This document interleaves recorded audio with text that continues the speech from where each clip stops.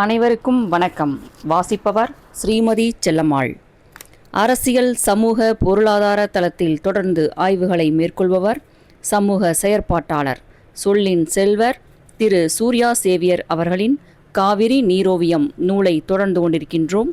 இந்நூல் காவிரியையும் அது கடந்து சென்ற பாதைகளையும், காவிரி கரைகளில் உருவான நகரங்களையும், அதன் நாகரிகங்களையும், நாகரிகத்தின் பெரு வரலாற்றையும், வரலாற்றை மறந்தவர்களாலும், வரலாறு தெரியாதவர்களாலும், வரலாற்றை திரிப்பவர்களாலும் அது வதைப்படும் துயரத்தையும் வழிகள் பல தாங்கியும் நம்மை வாழ வைக்கும் காவிரியின் நற்பண்பையும் நயம்பட பேசுகிறது இந்நூல்.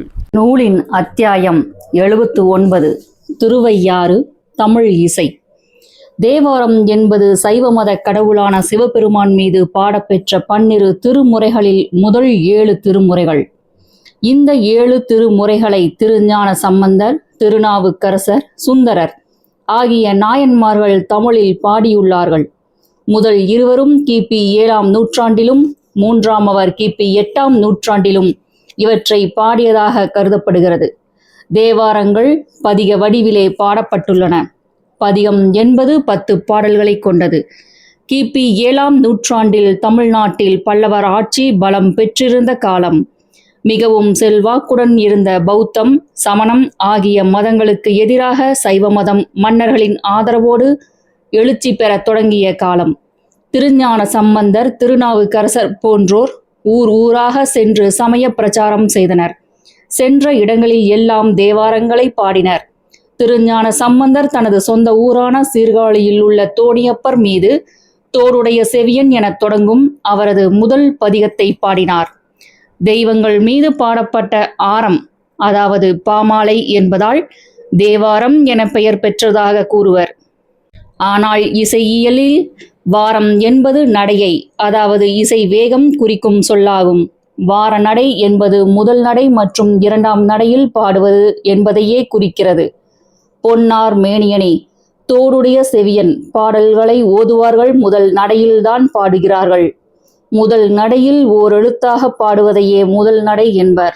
திருவதிகை வேரட்டானம் எனும் தளத்தில் பாடிய கூற்றாயினவாறு விளக்ககளிர் என தொடங்கும் பதிகமே அப்பர் என்றழைக்கப்பட்ட திருநாவுக்கரசரின் முதல் பதிகமாகும்.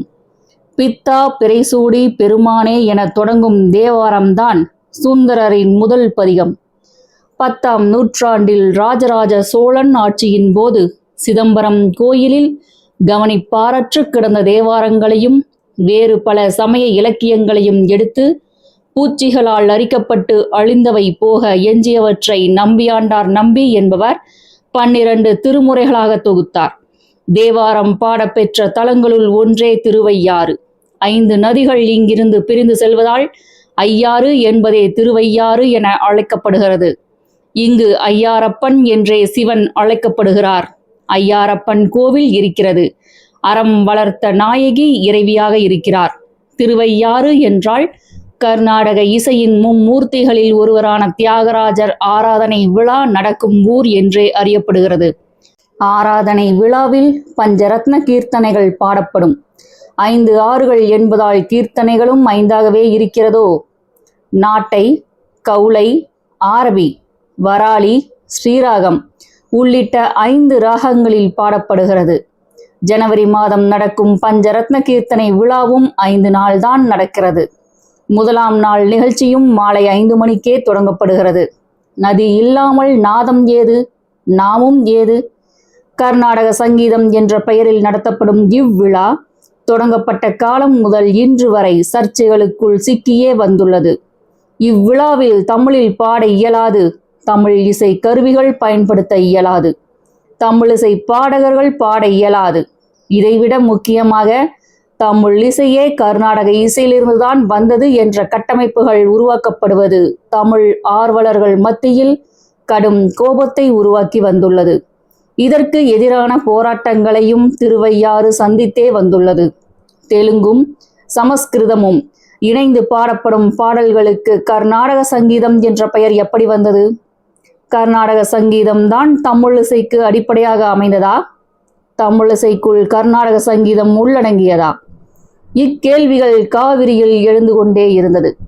மனித மனங்களை ஆளுமை செய்வதில் இசைக்கு முக்கிய பங்குண்டு. அந்த இசையையே ஆளுமை செய்திட இயலுமா?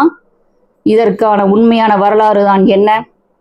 அதற்கான வரலாறை 1300க்கும் மேலான பக்கங்களுடன் இசை குறித்த மாபெரும் நூலை காவிரியே உருவாக்கி தந்தது. அந்நூல் காவிரி கரையில் எழுதப்பட்டாலும் எழுதியவர் திருநெல்வேலி மாவட்டத்தில் பிறந்து காவிரியின் தஞ்சையில் வாழ்ந்தவர். தமிழ் இசையும் இசை உருவான வரலாறும் அவரால் தான் தமிழகம் முழுமையாக அறிந்தது. யார் அவர்? அது என்ன நூல்? தமிழிசை மற்றும் கர்நாடக இசையின் வரலாறு என்ன? திருவையாறில் தியாகராஜர் ஆராதனை விழா நடைபெறுகிறது. 15ஆம் நூற்றாண்டில் விஜயநகர பேரரசு காலத்தில் ஏற்படுத்தப்பட்ட தெலுங்கு குடியேற்றத்தின் போது இங்கு வந்து திருவாரூரில் குடியேறிய ராமபிரமம் எனும் வைதிக மதத்தை பின்பற்றியவரின் மகன்தான் தியாகராஜர். 1767 முதல் 1848 வரை வாழ்ந்தவர். தியாக பிரமம் என போற்றப்படுபவர். அடுத்து சியாமா சாஸ்திரிகள் 1762 முதல் 1827 வரை வாழ்ந்தவர். முத்துசுவாமி தீட்சிதர் 1776 முதல் 1835 வரை வாழ்ந்தவர். இவர்கள் மூவரும் தான் கர்நாடக சங்கீதத்தை தோற்றுவித்த மும்மூர்த்திகள் என்று அழைக்கப்படுகிறார்கள். இவர்கள் மூவருக்கும் முன்பாக சீர்காழியில் பிறந்த 3 பேர் தமிழிசையை வளர்த்தவர்கள். அருணாச்சல கவிராயர் 1712 முதல் 1779 வரை வாழ்ந்தவர். மாரிமுத்து பிள்ளை 1717 முதல் 1787 வரை வாழ்ந்தவர். முத்து தாண்டவர் 1525 முதல் 1625 வரை வாழ்ந்தவர். இவர்கள் மூவரும் இம்மூன்று தமிழிசை அறிஞர்கள் மேற்கண்ட மூவருக்கும் முன்னோடிகள் என்கிறார்கள். ஆனால் இம்மூன்று தமிழிசை அறிஞர்களையும் கர்நாடக சங்கீத ஆதி மும்மூர்த்திகள் எனும் அடைப்புக்குள் கொண்டு நிறுத்துகிறார்கள். மனித மனங்களை ஆட்கொள்வதில் இசைக்கு முக்கிய பங்கு உண்டு. எந்த ஒரு இசையையும் எவரும் கேட்பதில் தவறில்லை. ஆனால் தமிழ் இசை என்ற ஒன்றே இல்லை. அது கர்நாடக இசை என்று அழைக்கப்படும் சமஸ்கிருத மற்றும் தெலுங்கு மொழியில் இருந்தே வந்தது. தமிழிசை என்பது கர்நாடக இசையில் அடங்கியதே என தங்கள் மேட்டிமை தனத்தை இசைக்குள் நிறுவ முயலும் போது எதிர்வினைகளும் உண்மை குறித்த தேடல்களும் களத்திற்கு வருகிறது. கர்நாடக சங்கீதம்தான் முதன்மையானது என முன்னிறுத்த முயற்சிக்கும் சிந்தனையின் அடிப்படை எதிலிருந்து உருவாகிறது?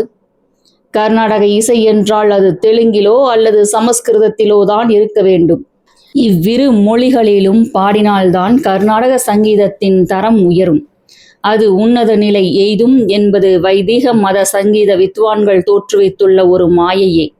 இவர்களுக்கு வாய்ப்பாக இருக்கும் அதிகாரம், ஆட்சி பலம், மேலாதிக்கம் ஆகியவை இம்மாயைக்கு ஆதரவாகவும் அதற்கு எதிராக எழுந்த குரல்களை எல்லாம் நசுக்கவும் வாய்ப்பளித்தன. இவர்கள் தமிழிசையை அற்பமானதென்று ஒதுக்கியும் புறக்கணித்தும் நிராகரித்துமே வந்துள்ளார்கள். அவர்களுக்கு தமிழிசை என்பது தீண்டத்தகாத ஒன்றாகவே இருந்து வந்தது. எனினும் இந்த எண்ணங்களுக்கு எதிரான வலுவான ஒரு கருத்து போராட்டத்தை சென்ற நூற்றாண்டின் ஆரம்பத்திலேயே தொடங்கி வைத்தவர் தஞ்சை ஆபிரகாம் பண்டிதர்தான். இவர் கர்நாடக இசையின் மூலாதாரம் தமிழிசையே என்பதற்கு ஆணித்தரமான நியாயங்களை ஏராளமான ஆதாரங்களோடு முன்வைத்தார்.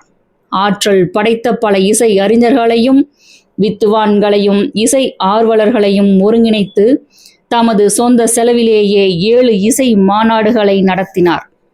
அவ்வாறு நடைபெற்ற மாநாடுகளின் பலனாக இசை உலகில் நடந்த தில்லுமுள்ளுகளும் இருட்டடிப்புகளும் திட்டமிட்டு செய்த சதிகளும் அம்பலத்திற்கு வந்தன.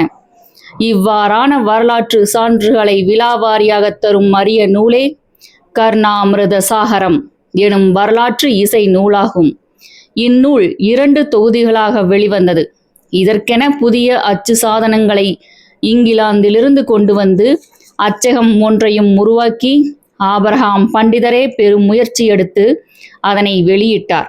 இந்திய இசையின் ஸ்ருதிகள் பற்றி ஆய்வு நடத்திய பண்டிதர் சமஸ்கிருத நூல்களில் சொல்லப்படுவது போல் ஸ்ருதிகள் 22 அல்ல என்றும் 24 ஸ்ருதிகளே சரியானவை என்று விளக்கியதோடு பாடி காட்டியும் நிரூபித்தார். தமிழிசையே கர்நாடக இசை என அவர் நிறுவிய போது வைதிக இசை அறிஞர்களும் ஒப்புக்கொள்ள நேர்ந்தது. பரோடாவில் நிகழ்ந்த இசை அறிஞர்கள் மாநாட்டில் ஸ்ருதி குறித்து நடந்த இசைத்துறை ஆய்வுகள் ஆரிய திராவிட போராட்டம் என்ற அளவிற்கு சென்றது. ஸ்வரங்கள் நுட்பமாக பிரிக்கப்படும் போது அவை ஸ்ருதிகள் என அழைக்கப்படுகின்றன. தொன்மை காலத்தில் அவை அலகுகள் என்றும் மாத்திரைகள் என்றும் அழைக்கப்பட்டன. பண்டைய தமிழ் பண்கள் வடமொழியில் மாற்றம் செய்யப்பட்ட உண்மை அம்பலமானது. நாட்டுப்புற இசையிலிருந்து தோன்றியதே தமிழ் பண்கள். இதில் இருந்து விருத்தியானதே செவ்வியல் இசை. தமிழில் தோன்றிய பண்கள் இன்று ராகங்கள் எனப்படுகின்றன. செவ்வியல் இசையான தமிழ் இசையையே வைதிகத்தார் கர்நாடக இசை என பெயரிட்டு சொந்தம் கொண்டாடத் தொடங்கினர். சாஸ்திரிய சங்கீத இலக்கணம் என எதையோ எல்லாம் சாதிக்க முயன்றனர். பண் என்றால் இன்று சம்பூர்ண ராகம் என்றும், பன்னியம் என்பது இன்று சாடவ ராகம் என்றும், திரம் என்பது ஔடவ ராகம் என்றும், திரத்திரம் என்பது ஸ்வராந்தர ராகம் எனவும் அழைக்கப்படுகின்றன. வடமொழி ஏடுகளில் இருக்கும் பாடல்களுக்கும் அவை பாடப்படும் முறைகளில் உள்ள முரண்பாடுகளை விளக்கி ஆபிரகாம் பண்டிதர் கேட்ட கேள்விகளுக்கு மைசூர் அரண்மனை வீணை பண்டிதர் சேசன்னா அவை நியாயமானவை, ஆனால் எம்மிடம்தான் பதில் இல்லை என ஒத்துக்கொண்டார்.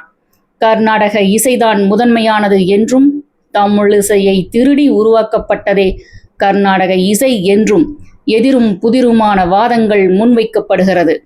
கன்னட மொழியிலேயே பாடப்படாமல் சமஸ்கிருதம் மற்றும் தெலுங்கு மொழியில் மட்டுமே பாடப்படும் ஒரு இசைக்கு கர்நாடக இசை என்று எப்படி பெயர் வந்தது?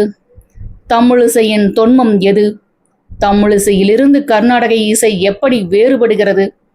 இசையில் ஏன் மொழி சார்ந்த பிரிவினைகளை முன்னிறுத்துகிறார்கள்? இப்படியான பல கேள்விகளுக்கு இசை அறிஞர்கள் தந்துள்ள விளக்கங்கள் தமிழிசை என்ற ஒன்றை ஒழித்து கட்டும். இசை அரசியலை அம்பலப்படுத்துகிறது. கர்நாடக இசை வடமொழியில் இருந்துதான் தோன்றியது. அது தமிழ் மொழியிலிருந்து தோன்றவில்லை என வாதிடுபவர்கள் அதன் தொன்மைக்கு வடமொழியிலிருந்து ஆதாரமாக காட்டுவது சாரங்கு தேவர் என்பவர் எழுதிய இசை இலக்கண நூலாகிய சங்கீத ரத்னாகரம் என்பதே. இவர் கிபி 12ஆம் நூற்றாண்டை சேர்ந்தவர்.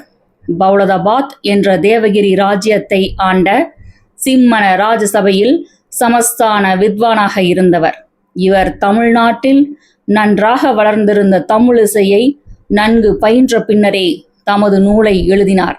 அந்நூலில் இத்தலம், காந்தார பஞ்சமம், கௌசிகம், நட்டராகம், தக்கராகம், தக்கேசி, நட்டபாடை, செவ்வழி, செந்துருத்தி, தேவாரவர்த்தினி, காந்தாரம், குறிஞ்சி முதலான தமிழ் பண்களையே குறிப்பிடுகின்றார்.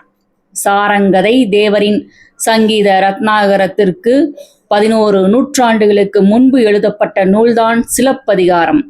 சிலப்பதிகாரத்தில் வரும் அரங்கேற்று காதை, வேணிற் காதை, ஆட்சியர் குரவை, நடுநர் காதை ஆகிய 4 காதைகளும் தமிழிசை பற்றிய குறிப்புகளை தெளிவாக விளக்குகின்றன. மேலும் யாழ் ஆசிரியன் அமைதி, குழலோன் அமைதி, தன்னுடையோன் அமைதி, ஆடலாசிரியன் அமைதி என அந்நூல் விவரிக்கும் விளக்கங்கள் தமிழிசையின் தொன்மைக்கு சான்றாக உள்ளன. சிலப்பதிகாரத்தை அடியொற்றியே சங்கீத ரத்னாகரம் எழுதப்பட்டது என்பதுதான் வரலாற்று உண்மை. அடியார்க்கு நல்லார் என்பவர் தமிழில் எழுந்த 5 பெருங்காப்பியங்களில் முதன்மையான சிலப்பதிகாரத்துக்கு உரை எழுதியவர். இவர் கிபி 12ஆம் நூற்றாண்டை சேர்ந்தவர். இவருக்கு முன் எழுந்த அரும்பத உரையாசிரியரை தழுவியே இவர் உரை எழுதி உள்ளார். இவர் சிலப்பதிகாரம் முழுவதற்கும் உரை எழுதியிருந்தாலும் தற்காலத்தில் அதன் ஒரு பகுதி மட்டுமே கிடைத்துள்ளது. இவரது உரையிலிருந்து இவர் பல நூல்களையும் கற்றவர் என அறிய முடிகிறது. இவ்வுரையில் இசை தமிழுக்கு இவர் அளித்துள்ள விளக்கங்கள் அறிஞர்களினால் போற்றப்படுகின்றன. இவருடைய உரை இல்லாவிடின் பண்டைய இசை தமிழ் பற்றிய பல தகவல்கள் தெரியாமலே போயிருக்கும் என கருதப்படுகிறது. அடியார்க்கு நல்லார் பிறந்த ஊர் கொங்கு மண்டலத்தில் உள்ள நிரம்பை எனும் ஊர். சிலப்பதிகாரம் மட்டும் அல்லாமல் அடியார்க்கு நல்லார் தாம் வாழ்ந்த காலத்தில் தமிழிசையின் தொன்மைக்கு சான்றாக பல நூல்கள் இருந்தன என்பதற்கும் தேவையான ஆதாரங்கள் உள்ளன. 1. அகத்தியம், 2. இசை நுணுக்கம், 3. இந்திர காணியம், 4 குண நூல், 5 கூத்த நூல், 6 சயுந்தம், 7 செயிற்றியம், 8 தாளவகை கோத்து, 9 நூல், 10 பஞ்சபாரதியம், 11 பஞ்சமரபு, 12 பரதம், 13 பரதசேனாதியம், 14 பெருங்குருகு, 15 பெருநரரை, 16 மதிவாணர் நாடகத் தமிழ் நூல், 17 முறுவல். அடியார்க்கு நல்லார் தாம் வாழ்ந்த காலத்தில் வழங்கிய இசை சொற்களையே தமது நூல் உரையிலும் கையாண்டார். உதாரணமாக குறள், துத்தம், கைக்கிளை, உளை, இனி, விளரி, தாரம் ஆகிய 7 இசையே ஏழிசை. இவை பண்களை குறிப்பிட தமிழர்கள் பாவித்த சொற்களாகும். இவற்றை ஆ, இ, உ, ஏ, ஐ, ஓ, ஔ எனும் உயிர் நெட்டெழுத்து ஒலிகளால் இசைத்தனர். தமிழிசையிலிருந்து இதை எடுத்துக்கொண்டு இந்த 7 இசைகளை கர்நாடக இசை என்றும் இவற்றை சுரம் என்றும் அழைத்தனர். அவற்றின் பெயர்களையும் மாற்றினர். சட்ஜம், ரிஷபம், காந்தாரம், மத்தியமம், பஞ்சமம், தைவதம், நிஷாதம் என அவைகள் ஆயின. இவற்றை பாடும் பொழுது முதல் எழுத்துகள் ச, ரி, க, ம, ப, த, நி என பாடினர். இவற்றின் முதல் எழுத்துகளே ச, ரி, க, ம, ப, த, நி என வடமொழி ஆயிற்று. பண் என்பதை ராகம் என மாற்றினர். ச, ரி, க, ம, ப, த, நி என்ற குறியீட்டு எழுத்துக்களும் தமிழ் எழுத்துக்களே என நாராயண சாஸ்திரிகள் என்பவர் நிறுவுகிறார். இன்றைக்கு 700 ஆண்டுகளுக்கு முன்பு சங்கீத ரத்னாகரம் எனும் நூலை சாரங்கு தேவர் சமஸ்கிருத பெயர்களை கொடுத்து அவை வடமொழியில் இருந்து வந்தவை போன்ற புரட்டை ஏற்படுத்த உதவினார். தமிழ் சா என்ற சொல்லுக்கு வடமொழி சா வழிந்து திணிக்கப்பட்டது. இப்புரட்டை நாராயண சாஸ்திரிகள் கீழ்கண்டவாறு வன்மையாக கண்டிக்கிறார்.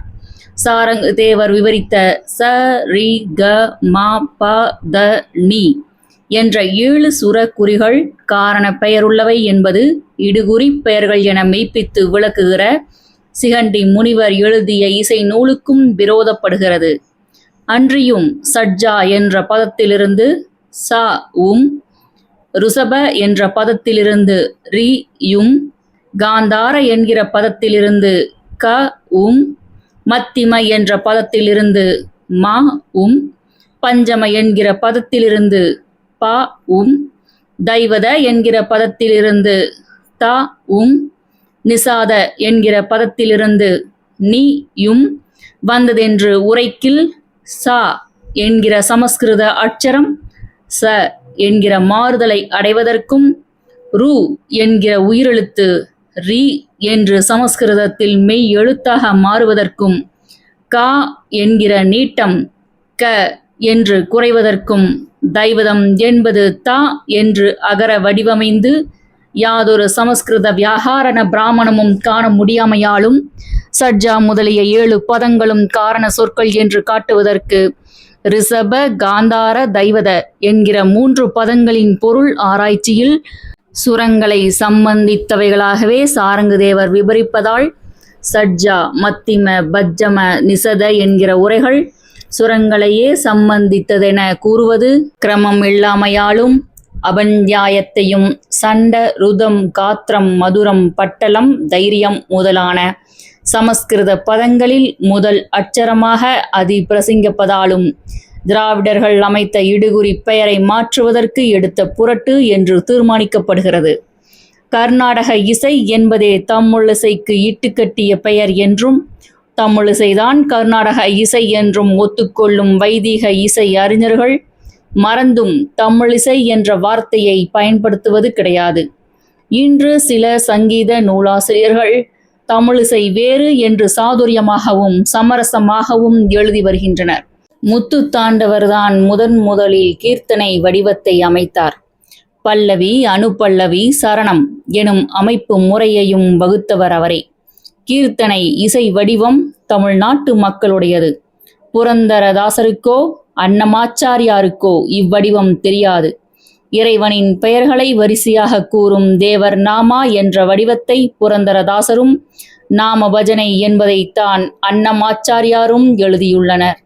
அவர்களும் கீர்த்தனைகள் இயற்றவில்லை.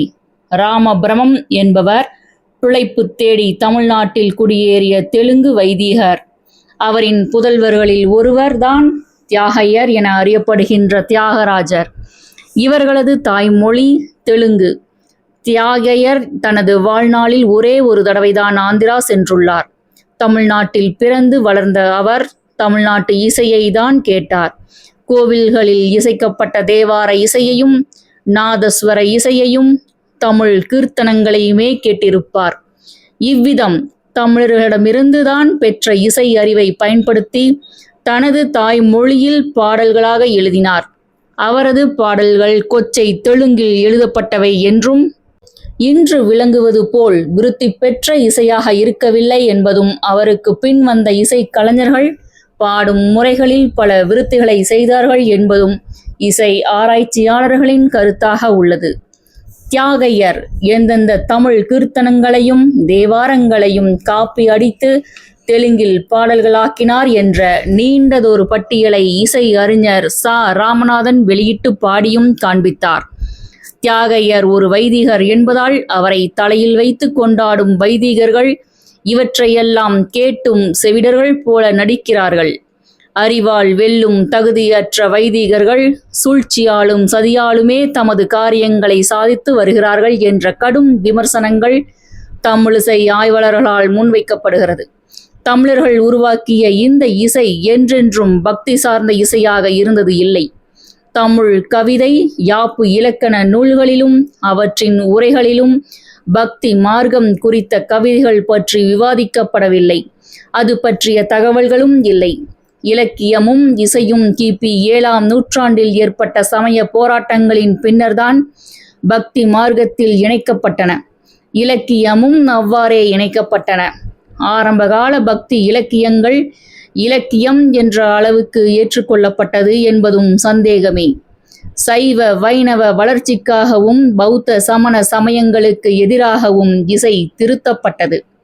தமிழ்நாட்டில் இசை இறைவனுக்கும் அல்லது பக்திக்கும் என என்றென்றும் இருந்தது இல்லை. கிபி 7ஆம் நூற்றாண்டு அரசியலே அதனையும் தீர்மானித்தது என்பது மறுக்க முடியாத உண்மையாகும். இவ்வாறு தமிழிசை பக்தி இயக்கத்திற்கு பயன்படுத்தப்பட்டது என்பது தமிழ் மக்கள் மத்தியில் இசைக்கு இருந்த செல்வாக்கினையே காட்டுகிறது. பின் அதுவே சம்பிரதாயமாகவும் மக்கள் மேல் திணிக்கப்பட்டது. தமிழிசையின் வலிமையால் தான் பிற சமயங்களில் இருந்து சைவத்தையும் வைணவத்தையும் காப்பாற்ற முடிந்தது.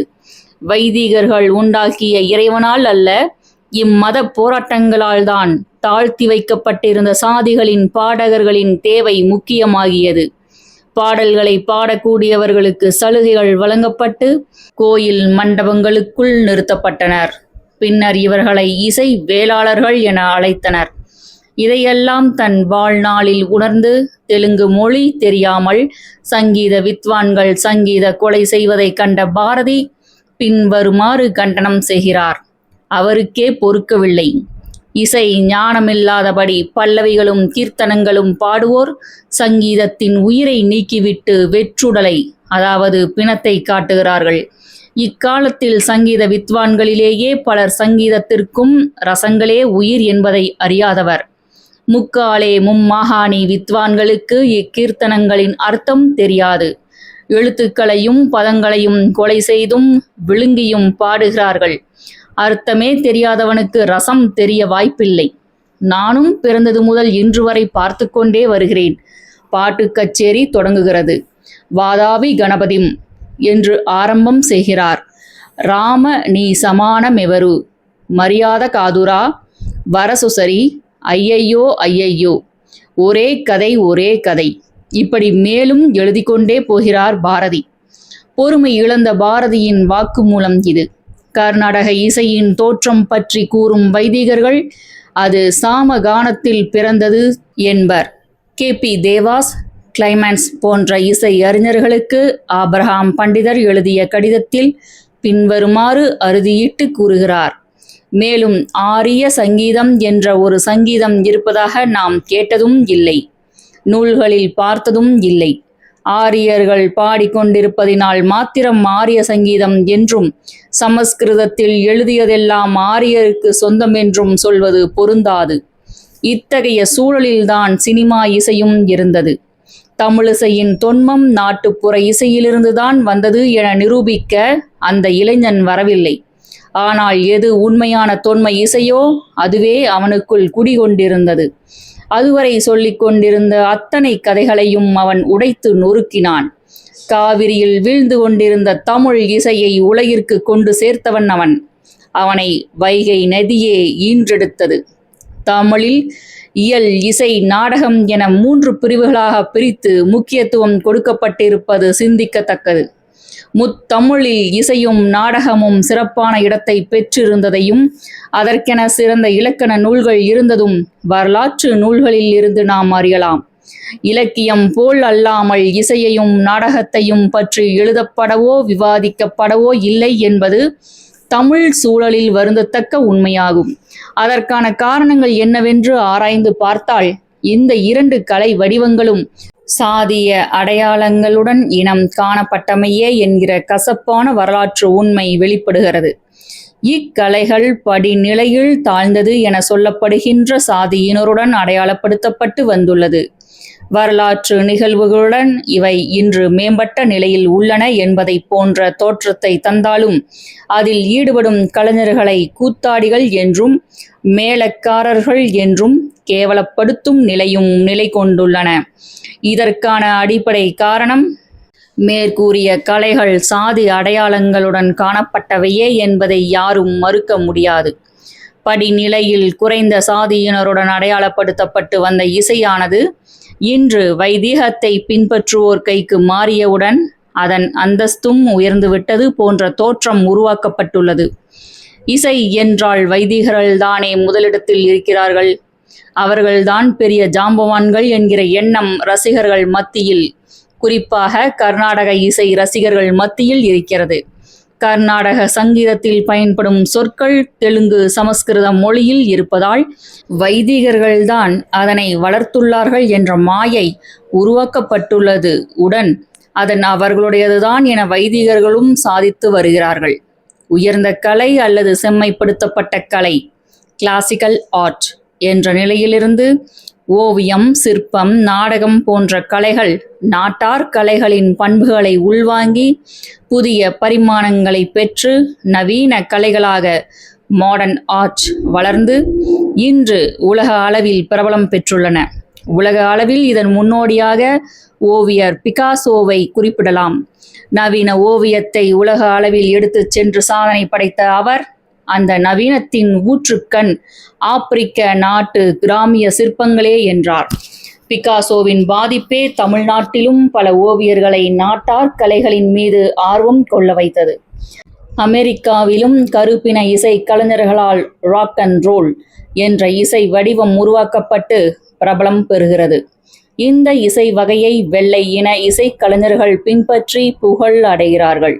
இன்று அந்த இசையின் முழு உரிமைக்காரர்களாக வெள்ளையர்களே திகழ்கிறார்கள். அது கருப்பின மக்களால் தோற்றுவிக்கப்பட்ட இசை என்பது மறைக்கப்பட்டு விட்டது. அதேபோல ராப் என்ற இசை வடிவமும் வெள்ளையர்களின் ஆதிக்கத்திற்கு உட்பட்டு வருகின்றது. மேற்கத்திய நாடுகளில் உயர்ந்த இசை மேதைகள் என போற்றப்படுகின்ற ஜோன் ஸ்ட்ராவ்ஸ், ஜோகனஸ் பிராம்ஸ் போன்றோர் நாட்டுப்புற இசையை தமது சிம்போனிகளில் பயன்படுத்தி புதுமை செய்தார்கள். தமிழ்நாட்டில் இசை சாதிய அடையாளங்கள் உடனேயே 2000 ஆண்டுகளாக இருந்து வந்துள்ளது அல்லது இசை மரபுகள் பாதுகாக்கப்பட்டுள்ளன என்பது வரலாறு தருகின்ற பாடமாக உள்ளது. வரலாற்றில் மிக பிந்தைய காலத்திலேயே வைதிகர்கள் இசைத்துறையில் ஆதிக்கம் செலுத்த தொடங்கினார்கள். இந்த ஆதிக்க நிலையிலிருந்தே ஏனைய கலை வடிவங்களையெல்லாம் அவர்கள் மட்டம் தட்டியும் வருகின்றார்கள். தமிழிசைக்கு பயன்படும் இசை கருவிகள் கூட தமிழ்நாட்டிற்கும் தமிழ் மக்களுக்கும் சொந்தமானவை. குழல், யாழ், குளவு என்பன இதற்கு சான்றாக பழந்தமிழ் நூல்களில் விவரிக்கப்பட்டுள்ளன. வீணை, பிடில், மிருதங்கம், நாதஸ்வரம், தவில் என்பனவும் தமிழிசை கருவிகளே. நாட்டிய சாஸ்திர நூலை எழுதிய பரதர் கிபி 5ஆம் நூற்றாண்டை சேர்ந்தவர்.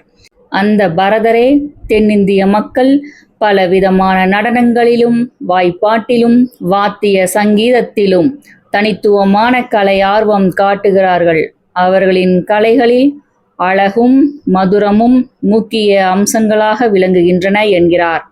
பண்டை தமிழகத்தில் பண் இசைத்த ஆடவரை பாணர்கள் என்றும் பெண்டிரை பாடினி என்றும் அழைத்தனர். இசை பாடல்களை பாடியவர்கள் இசைப்பாணர்கள், யாழ் இசைத்தவர்கள் யாழ்ப்பாணர்கள்.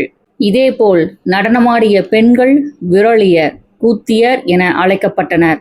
வைதிகம் வகுத்த விதிகளின்படி அவர்கள் ஆடலிலோ பாடலிலோ ஈடுபடக்கூடாது.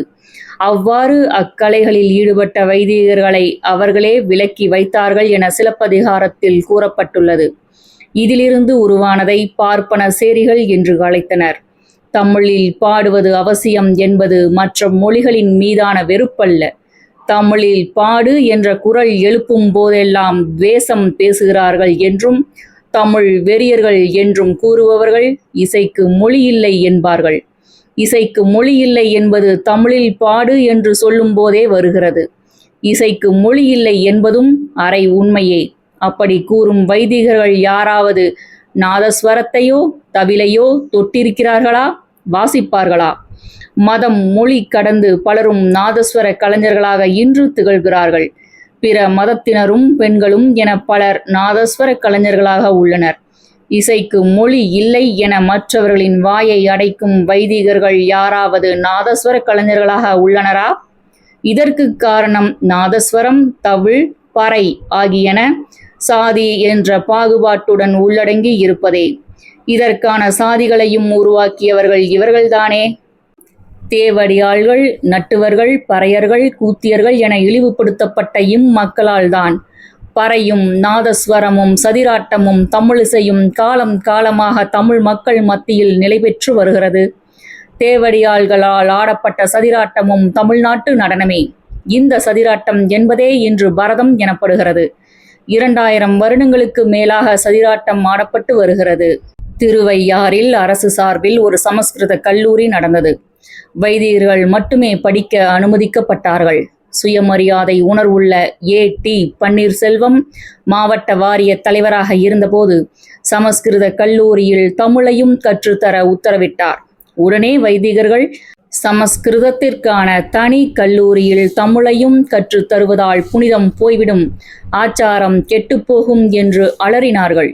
தமிழ் படிக்க வந்த வைதிகர் அல்லாத மாணவர்களுக்கு விடுதியில் தனி இடத்தில் சாப்பாடு போட்டார்கள். மாவட்ட நிர்வாகம் அதை அனுமதிக்க முடியாது என திட்டவட்டமாக கூறிவிட்டது.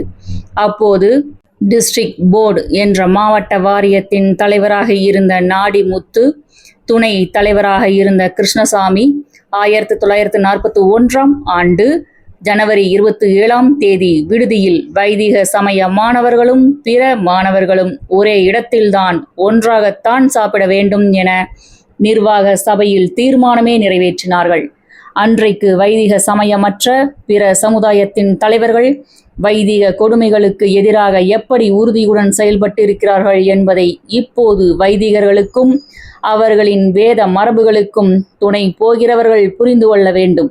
தீர்மானமே நிறைவேற்றியதற்கு பிறகு இனி விடுதியில் சாப்பிடக்கூடாது என வைதிகர்கள் தடை போட்டு அக்ரஹார வீடுகளில் அப்போது சமஸ்கிருதம் படித்த 45 வைதிக மாணவர்களுக்கும் சாப்பாடு போட்டார்கள். நாட்டில் பெரும் பேரழிவு நடக்கப் போகிறது என்றும் வேதம் படிக்கும் பிராமண மாணவர்களை தமிழ் படிக்கும் சூத்திரர்களுடன் ஒன்றாக பந்தியில் உட்கார வைத்து விட்டார்கள் என்றும் நாடு முழுவதும் பிரச்சாரத்தை முடுக்கிவிட்டார்கள். 1941ஆம் ஆண்டு ஏப்ரல் மாதத்தில் சமஸ்கிருத கல்லூரியில் சமபந்தியை கண்டித்து மயிலாப்பூரில் பொதுக்கூட்டம் நடத்தியது வைதீக கூட்டம். மிகவும் செல்வாக்குள்ள நபர்களான ரைட் ஆனரபில் சீனிவாச சாஸ்திரி, சி.பி. சிவகாமி ஐயர், இவரது பெயரில் இப்பொழுதும் மயிலாப்பூரில் ஒரு மேல்நிலைப் பள்ளி செயல்படுகிறது.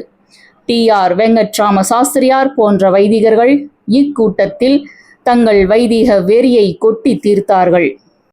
வெட்கக்கேடு என்னவென்றால் சூத்திர தமிழர்களான திவான் பகதூர், வி. மாசிலாமணி பிள்ளை, எம். பாலசுப்பிரமணி முதலியார், எம். ராஜமன்னார் செட்டியார், வையாபுரி பிள்ளை போன்ற சூத்திர சைவர்களும் வேதம் படிக்கும் பிராமணர்களுடன் தமிழ் படிக்கும் சூத்திரனை எப்படி ஒன்றாக சாப்பிட வைக்கலாம்?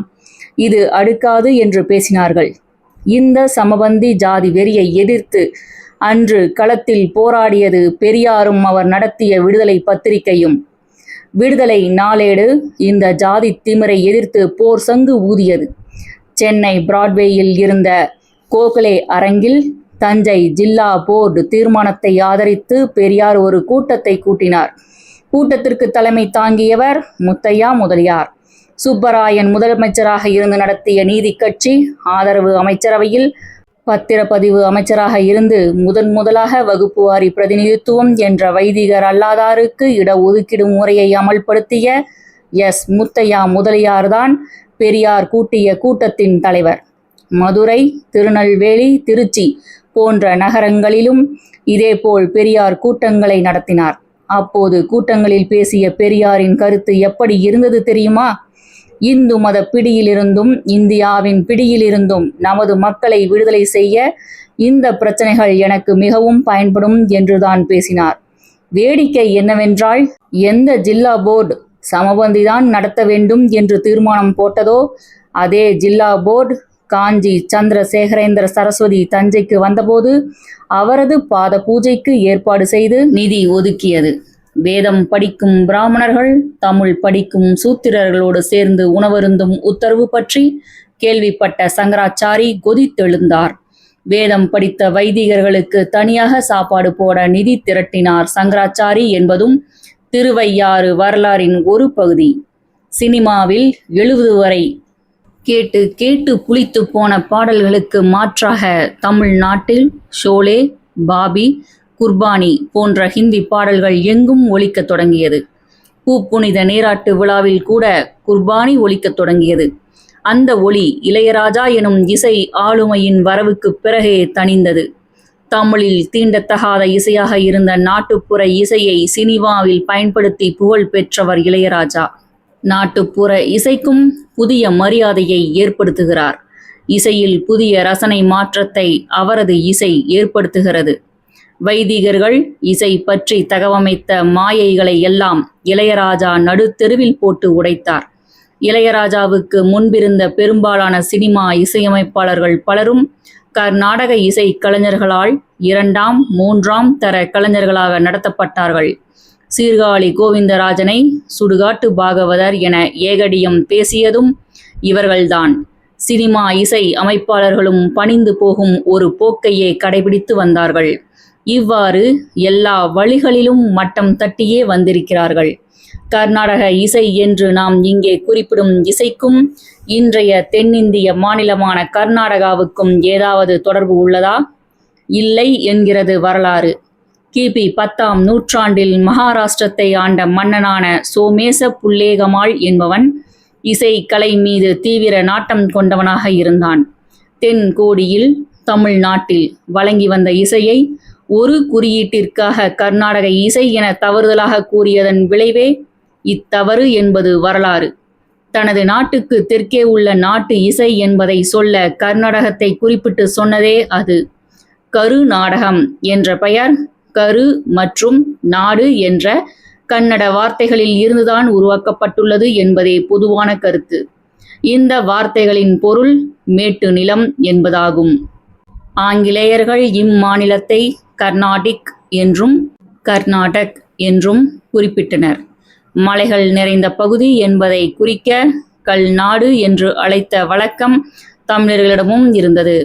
தமிழர்கள் அழைத்த கல் என்பதையே ஆங்கிலேயர்கள் கில் என்று அழைத்ததாக ஆய்வுகளும் உண்டு.